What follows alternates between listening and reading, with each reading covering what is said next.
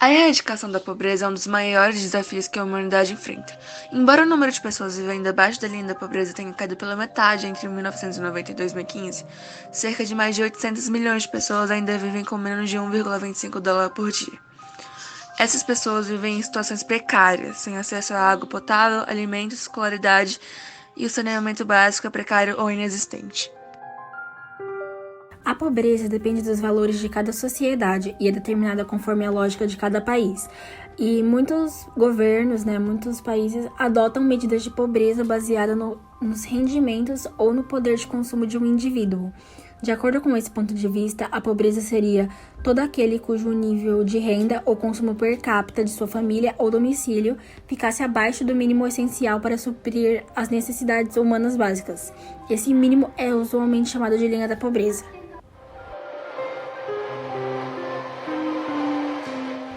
O IPH, que é o Índice de Pobreza Humano, pressupõe que ter um padrão de vida adequado não é o mesmo que ter acesso a algum nível de renda, e sim ter acesso a bens e serviços econômicos, como água potável, alfabetização e alimentação adequada para suas crianças.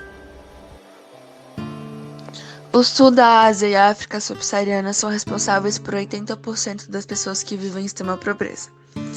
O segundo índice de pobreza multidimensional, as mulheres e as crianças são as mais vulneráveis à pobreza. Metade das pessoas que sofrem de carências como falta de acesso à água potável, educação, desnutrição ou moradia digna é menor de 18 anos, principalmente na África subsaariana, onde 63,5% das crianças são pobres.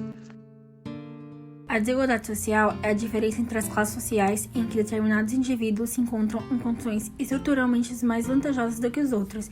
Isso acontece pela má distribuição de renda, além da falta de acesso à educação, saúde, cultura e oportunidades de trabalho. Dessa maneira, a maioria da população fica à mercê de uma minoria que detém os recursos.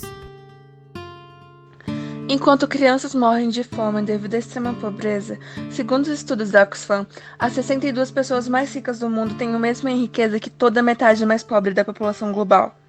Os 2.153 bilionários do mundo têm mais riqueza do que 4,6 bilhões de pessoas, ou cerca de 60% da população mundial. Diversos estudos apontam que a desigualdade está aumentando. Durante a pandemia, os bilionários ficaram quase 30% mais ricos. O homem mais rico do mundo, Jeff Bezos, aumentou sua fortuna em cerca de 74 bilhões somente nesse ano. Aqui, minha pobreza é essa daqui. Eu não tenho, às vezes, é muito caro um par dessa chinela aqui, é cara.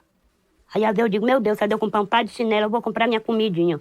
Um arroz, que é muito caro, aí eu compro. O arroz Este é o contraste do Brasil. Enquanto uma parte da população deixa de comprar calçados para comprar comida, outros esbanjam o seu estilo de vida glamouroso. A concentração de renda é definida pela distribuição desigual de renda pelos participantes de uma economia. Coeficiente de Gini ou razão de Gini é um meio para se medir a concentração de renda em determinados grupos, variando de 0, que representa a igualdade, e 1, que representa que toda a riqueza está concentrada em um só indivíduo. Vale lembrar que, por ser um índice que utiliza pesquisas domiciliares, a razão de Gini expressa de maneira mais assertiva a realidade. O IDH é um índice que mede o avanço do desenvolvimento das sociedades. À medida que a expectativa de vida, educação e renda melhoram, o índice avança, podendo variar de 1, melhor índice, e 0, o pior índice possível. O que o Brasil faz para reduzir a pobreza, para atingir as metas? Primeiro, tem o seguro-desemprego, que é um benefício que, além de auxiliar temporariamente o trabalhador desempregado, financeiramente, ajuda na manutenção e na busca de emprego. Também tem o benefício da prestação continuada, que é garantir um salário mínimo mensal a idosos acima de 65 anos ou a pessoas com deficiência de qualquer idade com impedimentos de natureza física, mental, intelectual ou sensorial a longo prazo. O Bolsa Família é um dos principais programas sociais que o governo oferece para que as famílias em vulnerabilidade tenham uma renda. Além disso, as famílias são obrigadas a terem as vacinas em dia e os seus filhos estarem com 85% de frequência nas escolas. Atualmente, ele ajuda mais de 14 milhões de famílias. E pesquisas mostram que o Bolsa Família diminuiu 10% do índice de desigualdade social em todo o território brasileiro. A gente não queria apenas dar uma ajuda financeira para dar o primeiro passo na vida das pessoas. A gente queria também obrigar as pessoas a cuidarem da educação e a cuidarem da saúde. As obras de infraestrutura são de extrema importância para o surgimento de oportunidades econômicas, consequentemente, a diminuição da desigualdade social, visto que o acesso ao saneamento básico, energia e etc. são fundamentais para que as pessoas tenham a melhora na qualidade de vida. A transposição do Rio São Francisco é um exemplo de como uma obra de infraestrutura pode melhorar as condições de vida de determinado local. O relatório Tempo de Cuidar do Oxfam mostra como os governos têm cobrado poucos impostos dos mais ricos e de grandes corporações. Assim, um bom meio de conseguir os recursos necessários para reduzir a pobreza e as desigualdades é perdido. Se o 1% mais rico do mundo pagasse uma taxa extra de 0,5% sobre sua riqueza nos próximos 10 anos, seria possível criar 117 milhões de empregos em educação, saúde e assistência para idosos. A desigualdade social é um projeto permanente para a manutenção de poder e privilégios. Quem está no poder quer manter o status quo a qualquer preço. A desigualdade não é por acaso e nem é inevitável. Trata-se do resultado de escolhas políticas feitas pelos que estão no poder. Diversas ações criam esse abismo social que permeia a nossa sociedade. Dados revelados pelo Banco Mundial em 2015 evidenciam que apenas 1% da população mundial possui tanto dinheiro líquido e investido quanto representado pelos 99% restantes.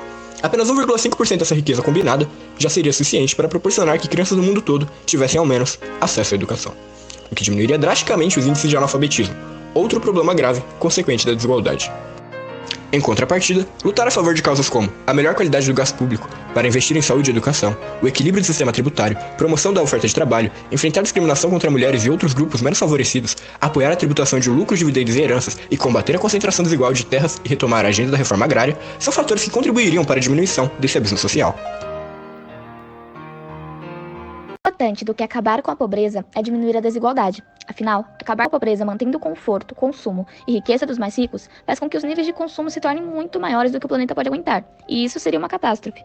Por isso, ao mesmo tempo em que é essencial a combinação de políticas sociais, investimento em infraestrutura, em saúde, em educação, projetos de inclusão, é preciso taxar os mais ricos, fazer reformas tributárias mais justas para se manter o equilíbrio.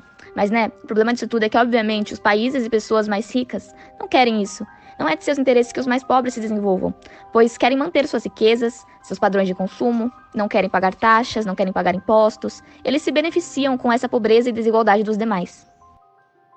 Exemplificando isso, é de interesse dos Estados Unidos que os países do continente africano não se desenvolvam, que mantenham seus baixos padrões de consumo, que continuem com seus altos índices de pobreza e desigualdade. Afinal, imagine se esses países consumissem como os norte-americanos.